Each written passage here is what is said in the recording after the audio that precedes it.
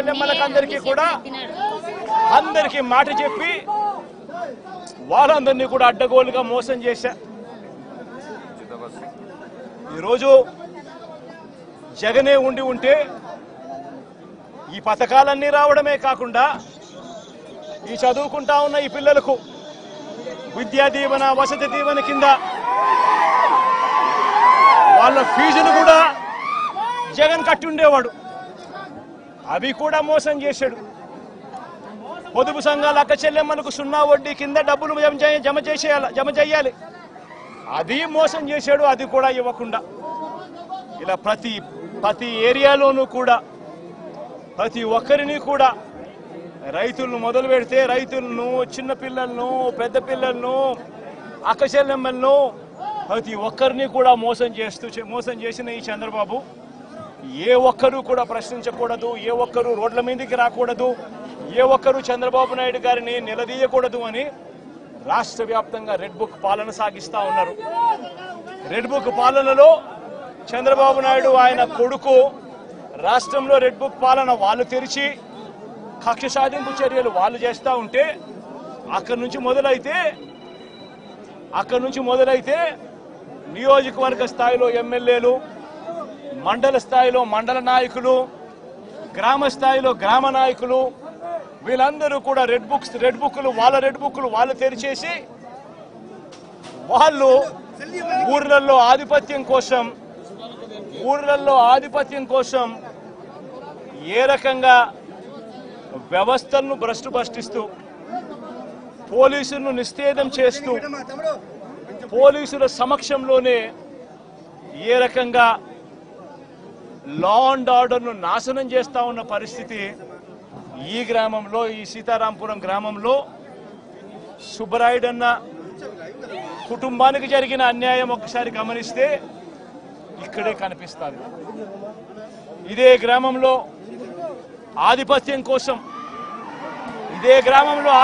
కోసం బూతుల్లో ఏజెంట్ల కింద కూర్చున్న వాళ్ళు, సుబ్బరాయుడన్న కుటుంబం బూతుల్లో ఏజెంట్ల కింద కూర్చున్నారని ఇదే గ్రామంలో అదే రోజు సుబ్బరాయుడన్న ఒక్క కుటుంబమే కాకుండా మిగిలిన 3 కుటుంబాలు కూడా బూతుల్లో ఏజెంట్ల కింద కూర్చున్నారని చెప్పి పెద్దిరెడ్డి కుటుంబం, నాగశేఖర్ వాళ్ళ ఫ్యామిలీ, పల్లం శేఖరు, పెద్దిరెడ్డి కుటుంబం సభ్యులు వీళ్ళందరినీ కూడా ఈ గ్రామానికి సంబంధించిన ఇక్కడ నాయకుడు మన నారపురెడ్డి వీళ్ళందరినీ కూడా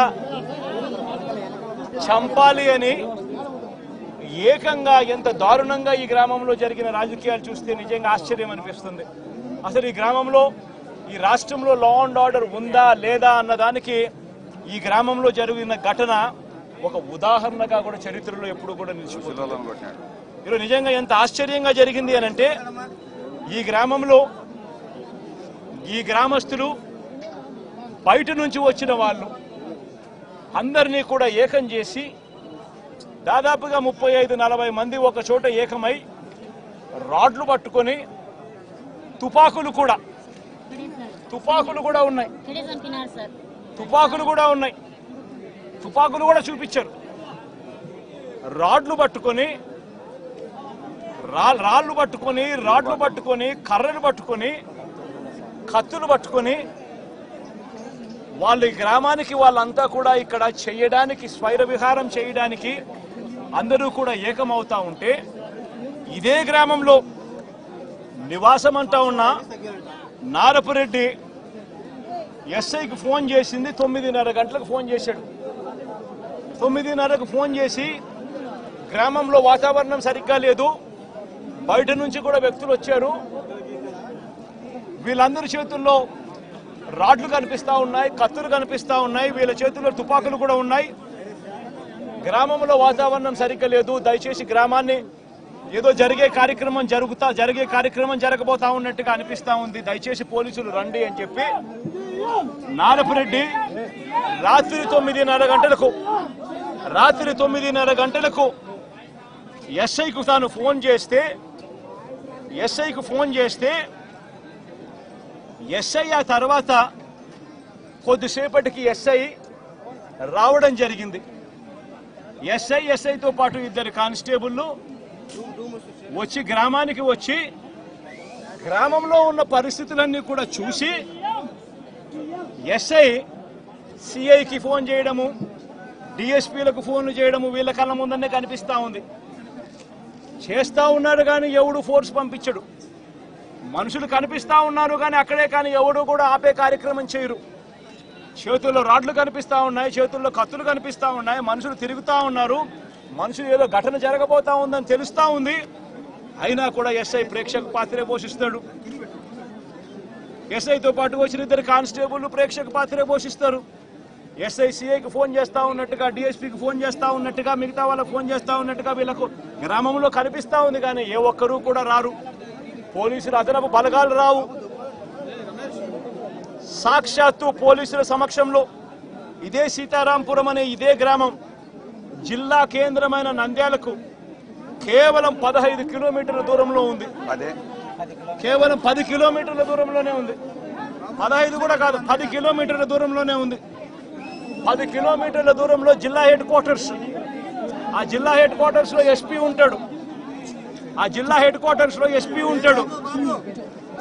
ఆ జిల్లా హెడ్ క్వార్టర్స్ లో ఎస్పీ ఉంటాడు. ఇక్కడ నుంచి కేవలం 10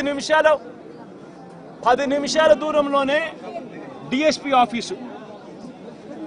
ఇక్కడ నుంచి డిఎస్పీ ఆఫీసు కేవలం 10 నిమిషాల దూరం. ఎస్పీ ఉండేది కేవలం 10 కిలోమీటర్ల దూరంలో ఎస్పీ ఉన్నాడు నంద్యాల హెడ్ క్వార్టర్స్ లో. ఇటువంటి పరిస్థితుల్లో ఈ గ్రామానికి కన పోలీసులు కన పంపించి ఉండింటే, ప్రొటెక్షన్ పంపించి ఉండింటే ఈ గ్రామంలో ఘటన జరిగి ఉండేది కాదు. ఇప్పుడు ఆపరేషన్ లేకుండానే మోకాళ్లకు ప్లాస్మా ట్రీట్మెంట్. మీ ఆర్థోపెడిక్ సమస్యలన్నిటికీ రోబోటిక్ టెక్నాలజీ ద్వారా తక్కువ ఖర్చుతో శాశ్వత పరిష్కారం. Free consultation. ప్రతి ట్రీట్మెంట్ పై 20% డిస్కౌంట్. ఈ ఆఫర్ కొద్ది రోజులు మాత్రమే. త్వరపడండి. V9 hospitals 9281465842.